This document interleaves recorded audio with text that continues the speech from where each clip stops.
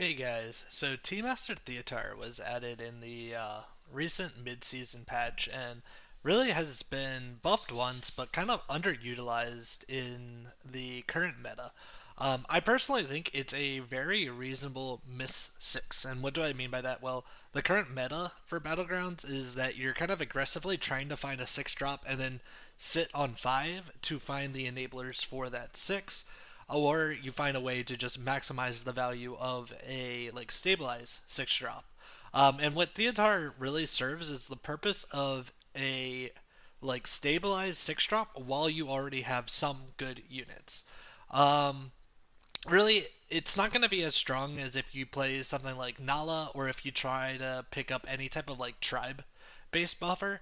However, it's a reasonable pick if all your 6 drop options aren't enabled, and it's just generally better to use it to play into the minions that you already have. If you find Theo as your mid six but have a premium unit, you can use it as a like temp buffer like a light fame. However, don't necessarily need to play into the rest of what I call the like Theo comp. So what is the actual Theo comp? The first thing is to kind of know when you're enabled for it. And that would be you're fully enabled to play this comp when you have 2 Theotars and 3 premium menagerie units. That leaves the question, what is a premium menagerie unit?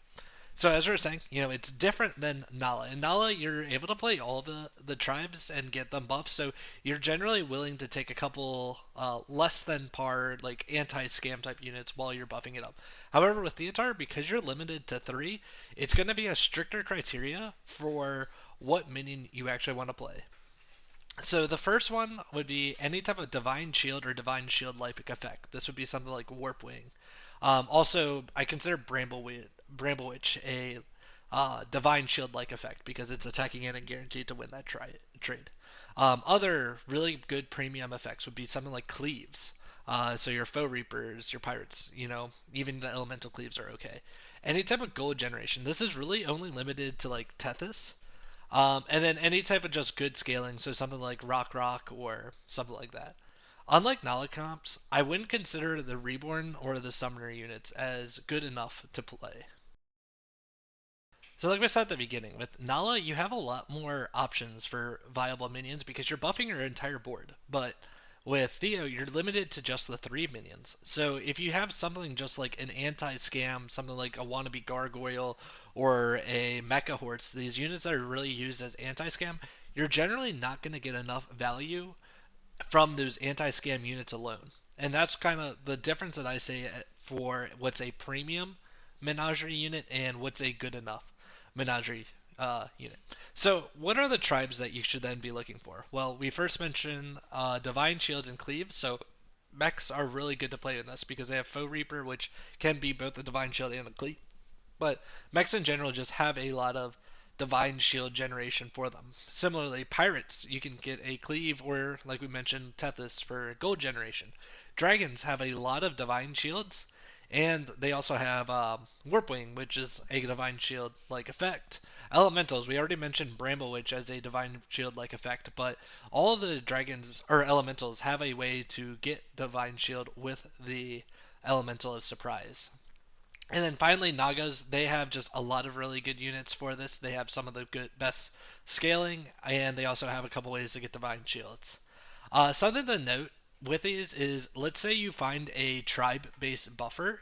These still have some usefulness with the Theotar because you can use them as with like the amalgam units and have a 3 units essentially of the same tribe by using 2 amalgams and whatever that tribe based buffer is itself. I think at that point you would still play just the 2 Theos and then these 3, like the 1 buffer and the 2 amalgams. And that's kind of a way that you can still get the um, good board here. That's kind of what you're looking for with Theo.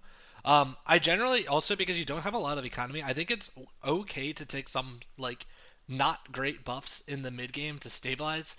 Something like just the Quillboar buffs, or if you're holding on to like a Whelp Smuggler and you're playing dragons, like you might just take a couple of extra buffs in the game to get some extra scaling in the mid game to stabilize.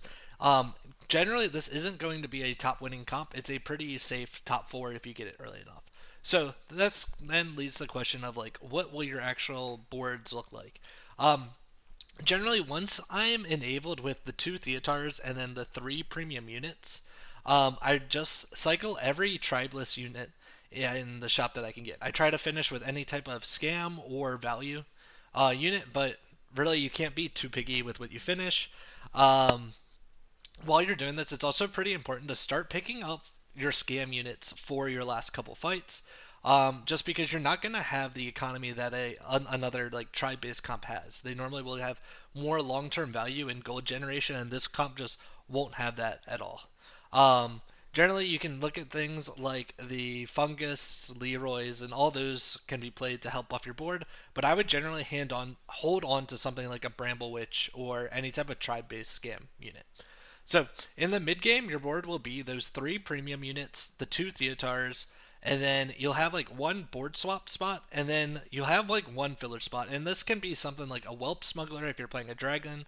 You can use Brand to help generate more cards, or something like a Witchwing Nest Matron. And these can all just be some type of ways to generate some long-term value for you as temp units. Eventually, you'll want to swap them out with something like a Leroy or a Fungus to just be a better scam unit on your board. And then generally, when you get to the last fights, which are generally going to be when it's like the top two, top three, you'll want to sell off your Theos and your non-scam units and play just the three premium buffed units that you've been playing, and then four scam utility cards. Ideally, you want to swap the Theo out last. And the main reason for that is it's your only buffer, and ideally you've probably golden it by now, and it's one spot that you can potentially help yourself if you like end up tying a match. You still have a way to buff yourself if you go into a ghost fight. The unfortunate thing with this comp is it's very hard to get buffing again if you sell your entire board because you're playing these three minions that don't really have any synergy by themselves outside of the Theatar. And if you all in a fight, you're kind of screwed. But that's kind of the nature of all inning. So, anyways, hopefully this helps you. Hopefully this is a comp that you can hopefully try to play. Good luck on your guys' climb. See ya out there. Bye.